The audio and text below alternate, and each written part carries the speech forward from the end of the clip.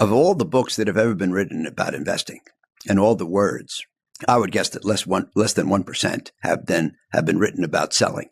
They're almost all about buying, when to invest, what to invest in, how to choose what to invest in.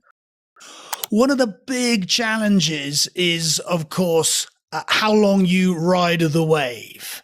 And that whole question over selling is so difficult. And I wondered what have you learned specifically about exiting positions because that down wave is coming?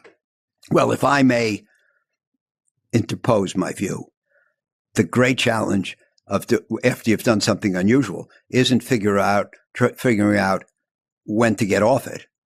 It's figuring out how long you can stay on before it works. Because if you do something and it doesn't work for 6 months or for a year or for 2 years or for 3 months, might you be wrong? And commercially, can you endure, etc.? So this is the first challenge, not figuring out when to get off of a winner. That's a minor problem. Figuring out how long to stay with something that isn't working, that's a big problem. And I use all these sayings in the memos in my books and that I've learned from other people, and I've learned so much. The first of the great sayings that I ever learned in the early 70s was that being too far ahead of your time is indistinguishable from being wrong. So remember what I said, to be a unusually successful investor, you have to see something other people don't see, or you have to see something differently from the way the masses see it. So you see something, you think this is better than most people think, you invest in it, but that doesn't mean they're going to change their minds the next day and say, Howard, you were right, and bid it up. And that process can take a long time. How do you last?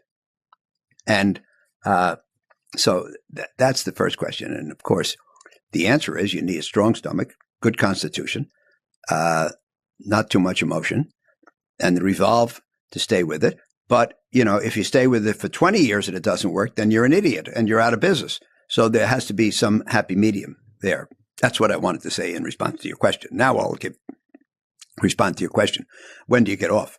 And it's interesting because of all the books that have ever been written about investing and all the words, I would guess that less than 1% have been written about selling.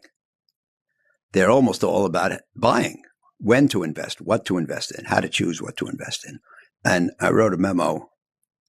By the way, this is a good time to say that if anybody's interested in reading the memos, they're all available at the Oak Tree Capital website under the heading of Insights, Memos from Howard Marks.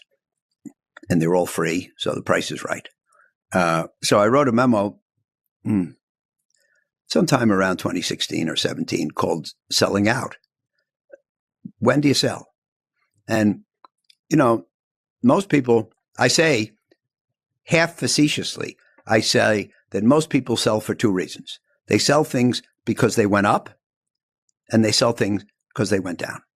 They went up, and they say, I better sell some, because if it goes back down and I haven't harvested any profits, I'll kick myself and I'll look like an idiot. Or they buy it and it goes down, and they say, well, I've bought it and I lost half my money. I better sell it before I lose the other half, and I'll feel like an idiot.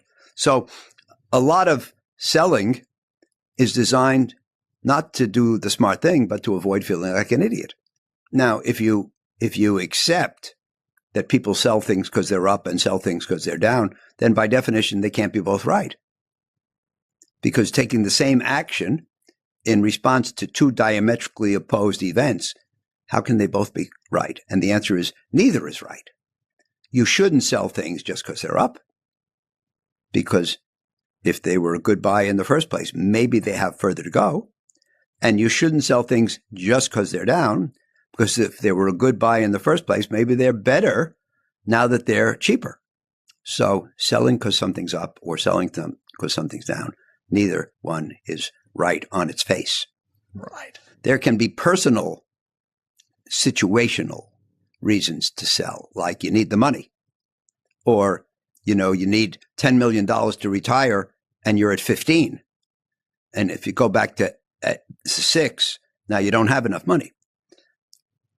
So there are legitimate reasons to sell which are unrelated to the merits of the investment.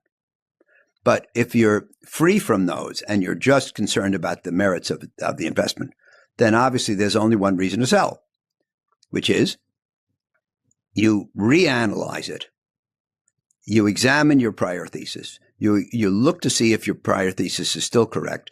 You look to see if there is still room for appreciation under your prior thesis.